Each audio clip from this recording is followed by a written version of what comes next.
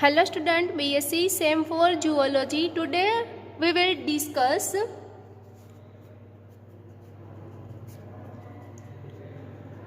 mutualisms, commensalisms, parasitisms, predations and competitions. These 5 points include in a unit 3 of zoology, right? Now first, mutualisms means સહજીવન અથવા તો એને કહેવાય પારસ્પરિકતા. તો આની અંદર જે બે સજીવો ભાગ લેશે એ બંને સજીવને ફાયદો થશે. કયા સજીવને ફાયદો થશે? તો કે બંને સજીવને ફાયદો થશે. બરાબર. તમે વનસ્પતિની અંદર એક એક્ઝામ્પલ જોવો છો કે સિમ્બિકોલની વનસ્પતિના મૂળમાં મૂળ ગંડિકાઓ આવેલી છે કે જ્યાં રાઇઝોબિયમ બેક્ટેરિયા રહે છે. તો રાઇઝોબિયમ બેક્ટેરિયા છે એ વાતાવરણમાંથી નાઇટ્રોજનનું સ્થાપન કરે છે અને વનસ્પતિ છે એ રાઇઝોબિયમ બેક્ટેરિયાને રહેવા માટેનું સ્થાન આપશે, એટલે કે બંનેને ફાયદો થાય છે. એવી જ રીતે એક એક્ઝામ્પલ છે લાઇકેન. તો કે જે ફૂગ અને લીલનું સહજીવન છે કે ફૂગ છે એ જમીનમાંથી ન્યુટ્રિયન્ટ છે એ લઈ અને લીલને આપશે. લીલ પ્રકાશ સંશ્લેષણ કરી ખોરાક બનાવે અને એ જે ન્યુટ્રિયન્ટ બનશે એ ફૂગ યુઝ કરશે. એવી જ રીતે અત્યારે તમારે ઝુઓલોજીની અંદર ક્યાં ક્યાં સહજીવન થાય છે એ જોવાનું છે. તો આપણે ફર્સ્ટ જોઈએ પ્રાણીઓ વડે પરાગનયન.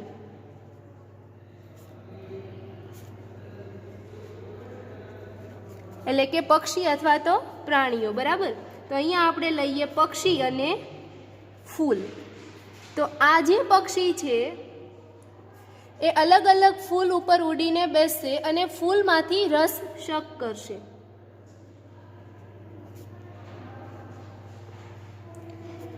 એટલે પક્ષીને પણ ફાયદો થયો અને પક્ષી આ ફૂલમાંથી જશે એટલે કે આ ફૂલની અંદર જે પરાગરજ હશે એ પક્ષીના શરીર સાથે ચોંટી અને બીજું જે ફૂલ છે એના પરાગાસન ઉપર પડશે અને જેના લીધે પરાગરજ અંકુરણ થઈ પરાગાસનમાંથી પરાગનલિકામાંથી વહન પામી અને અંડાશય સાથે ફલન કરી ફલિતાંડ બનાવી બીજમાંથી ભ્રૂણ અને ફળનો વિકાસ થાય છે.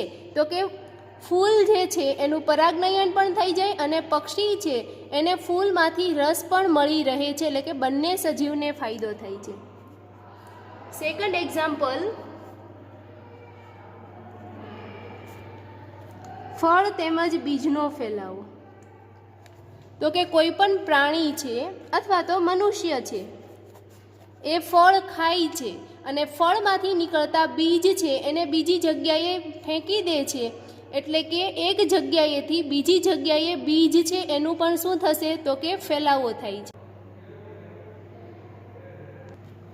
નાવ થર્ડ, લાઇકેન. લાઇકેનની અંદર શું થાય છે? તો કે જે ફૂગ છે એ જમીનમાંથી પોષક દ્રવ્યો છે એનું શોષણ કરે છે અને જમીનમાંથી પોષક દ્રવ્યો લઈ અને લીલને આપશે. લીલ એ પોષક દ્રવ્યો ઉપયોગ કરે અને સૂર્યશક્તિનો ઉપયોગ કરી પ્રકાશ સંશ્લેષણ કરી અને ખોરાક બનાવશે અને એ ખોરાક છે એમાંથી ન્યુટ્રિયન્ટ છે એ કોને આપશે? ફૂગને. અને બીજું કે રહેવા માટે જગ્યા આપશે. Fourth, mycorrhiza. હવે માઇકોરાઇઝાની અંદર ફૂગ અને વનસ્પતિના મૂળ. સપોઝ કે આવી રીતે વનસ્પતિના મૂળ છે તો એની જોડે ફૂગ જે છે એ ફૂગનું શું થાય છે? સહજીવન. એટલે કે ફૂગ છે એ જમીનમાંથી પોષક દ્રવ્યોનું શોષણ કરશે.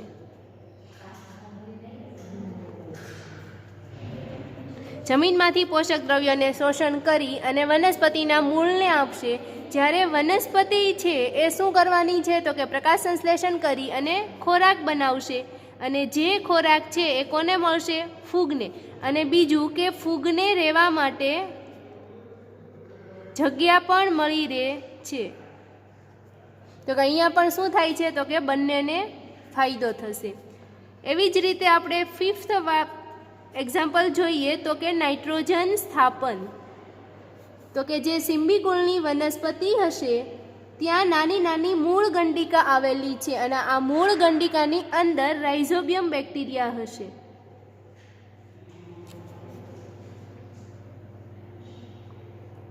તો આ જે રાઇઝોબિયમ બેક્ટેરિયા છે એ વાતાવરણમાંથી નાઇટ્રોજનનું સ્થાપન કરી અને એમાંથી બનાવશે એમોનિયા. અને આ જે એમોનિયા છે એ પાણીમાં દ્રાવ્ય છે એટલે કે પાણીમાં ઓગળી અને વનસ્પતિના રૂટ છે એને લેશે, બરાબર. અને વનસ્પતિ છે એ શું કરવાની છે તો કે રાઇઝોબિયમ બેક્ટેરિયાને રહેવા માટે જગ્યા આપે છે.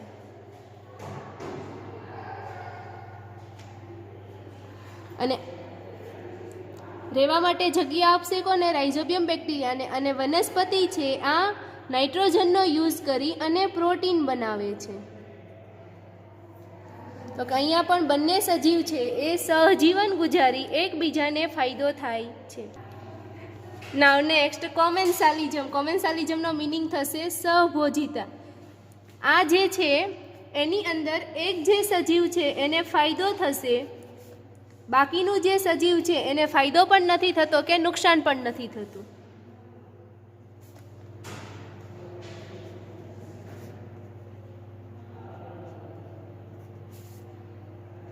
એટલે આ છે એને પણ શું કહેવાશે? હકારાત્મક પ્રતિક્રિયાત્મકતા.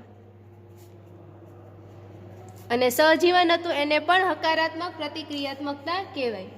એની અંદર આપણે એક્ઝામ્પલ જોઈએ તો કે લિયાના વેલ.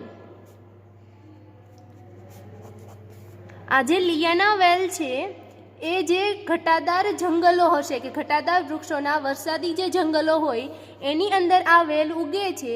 એ વેલ છે એ જે તે વનસ્પતિ છે એનો આધાર માટે ઉપયોગ કરશે. એટલે કે વનસ્પતિને ઉપર ચડવા માટે કોનો ઉપયોગ કરે છે તો કે વનસ્પતિનો.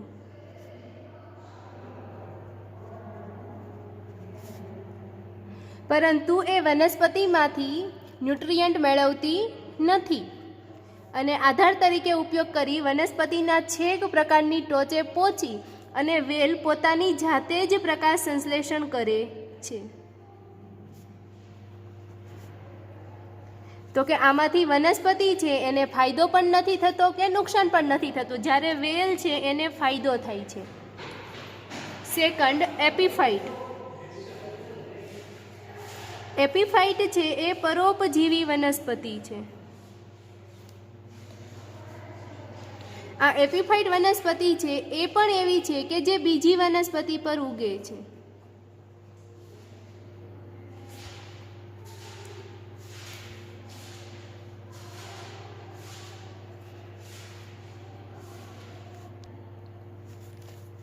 અને આ એપીફાઇટ વનસ્પતિ બીજી વનસ્પતિ ઉપર ઉગશે. તો બીજી વનસ્પતિ કઈ કઈ છે તો કે જે પાણીની અંદર ઉગતી વનસ્પતિ હશે અથવા તો કે વૃક્ષો કે છોડની ઉપર ઉગે છે. બીજી વનસ્પતિ ઉપર ઉગી અને વૃદ્ધિ પામે છે, પરંતુ બીજી વનસ્પતિમાંથી ન્યુટ્રિયન્ટ દ્રવ્ય મેળવતી નથી. એટલે કે બીજી વનસ્પતિને ફાયદોય નથી થતો, નુકસાનય નથી થતો, પણ એપીફાઇટ છે એ બીજી વનસ્પતિનો આધાર તરીકે ઉપયોગ કરે છે. અને આ એપીફાઇટ વનસ્પતિના મૂળ છે એ જમીનમાં નથી હોતા, તો એના મૂળ હશે એ ક્યાં હશે તો કે આ જે બીજી વનસ્પતિ છે એના ઉપર એના મૂળ હશે. તો આવું શું કામ થાય છે તો કે જ્યારે વારંવાર વરસાદ પડશે વરસાદી જંગલની અંદર, તો જે છોડ હશે કે મોટા વૃક્ષો હશે કે એની અંદર પાણી ભરાઈ રહેશે અને બીજા જે પોષક દ્રવ્યો હશે એનો યુઝ કરી અને બીજી વનસ્પતિ ઉપર ઉગે છે. આ જે ઇકોલાઈ બેક્ટેરિયા છે એ મનુષ્યના મોટા આંતરડાની અંદર જોવા મળશે. તો એ પણ કેનું ઉદાહરણ થશે? સહભોજિતાનું.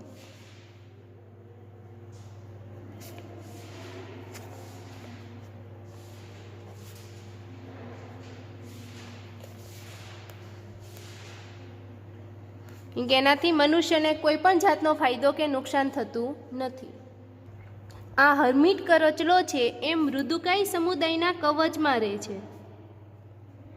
મૃદુકાય સમુદાયના પ્રાણીઓ છે એ પોતાના શરીર ફરતે કવચ બનાવશે, જેમ કે શંખ, કોડી હશે કે છીપ હશે, બરાબર. તો જ્યારે મૃદુકાય સમુદાયના પ્રાણીઓ પોતાના કવચ છોડીને જતા રહેશે, ત્યારબાદ હર્મિટ કરચલો પોતાના રહેવા માટે આ કવચનો ઉપયોગ કરે છે પોતાના રક્ષણ માટે. તો અહીંયા મૃદુકાય સમુદાયના પ્રાણીઓ છે એને કોઈ નુકસાન થતું નથી, કેમ કે હર્મિટ કરચલો છે એ કવચની અંદર ક્યારે રહેશે, તો કે જ્યારે મૃદુકાય સમુદાયનું પ્રાણી પોતાનું કવચ છોડીને જતા રહે પછી. તો કે અહીંયા હર્મિટ કરચલાને ફાયદો થશે, મૃદુકાય સમુદાયના જે પ્રાણીઓ હશે એને ફાયદો કે નુકસાન થતું નથી. નાઉ થર્ડ, પરોપજીવન. પરોપજીવન છે એની અંદર જે બે સજીવો ઇન્ક્લુડ થશે એમાં એક સજીવને ફાયદો થાય છે, બીજા સજીવને નુકસાન થાય છે. એટલા માટે પરોપજીવનને શું કહેવાશે, તો કે નકારાત્મક પ્રતિક્રિયાત્મકતા કહેવાય.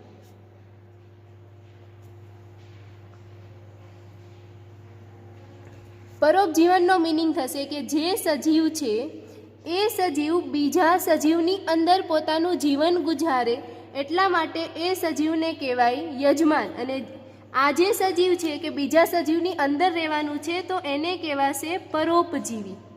પરોપજીવીના પણ બે પ્રકાર હશે, બાહ્ય પરોપજીવી અને અંતઃપરોપજીવી. એક્ઝામ્પલ લઈએ તો યકૃત કૃમિ,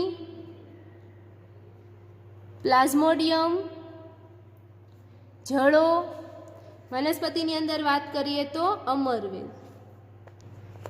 અહીંયા આપણે વાત કરીએ કે પ્લાઝ્મોડિયમ, તો કે પ્લાઝ્મોડિયમ છે એ પોતાનું આખું જીવન સાયકલ છે એ બે સજીવની અંદર ગુજારે છે, first mosquitoes and second human.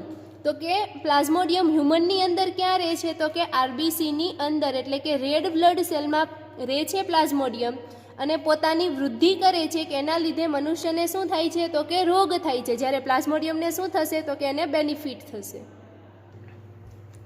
અહીંયા ભક્ષણનો મિનિંગ થશે કે કોઈ એક જે સજીવ છે, ચોક્કસ જાતિના સજીવો, બરાબર, તો કે જે ચોક્કસ જાતિના સજીવ છે એ બીજા સજીવો દ્વારા ભક્ષણ પામશે, એટલે કે બીજા સજીવો એનો ખોરાક તરીકે ઉપયોગ કરે છે.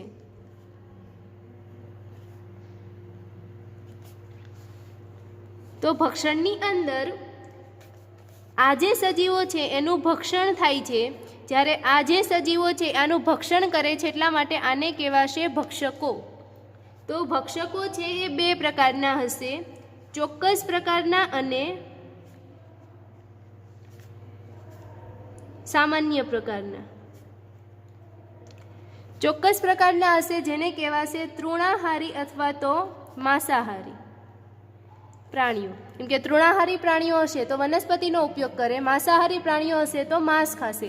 જ્યારે સામાન્ય પ્રકારના ભક્ષકોનો મિનિંગ થશે મિશ્રાહારી પ્રાણીઓ, કે જે ખોરાક તરીકે છે એ માંસનો ઉપયોગ કરે છે, પણ જ્યારે તેને માંસ ન મળે ત્યારે વનસ્પતિ ખાય અને પોતાનું જીવન પણ ચલાવી લે છે. નાઉ ફિફ્થ, કોમ્પિટિશન.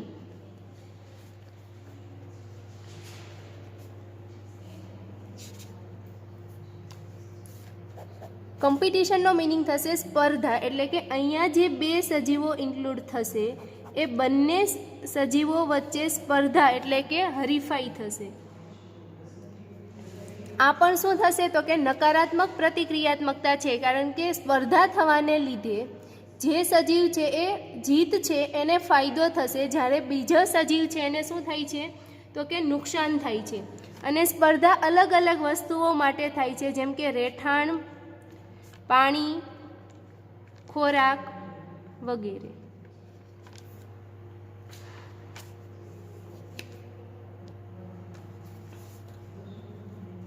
સ્પર્ધા છે એ અંતરજાતીય અથવા તો આંતરજાતીય હોઈ શકે.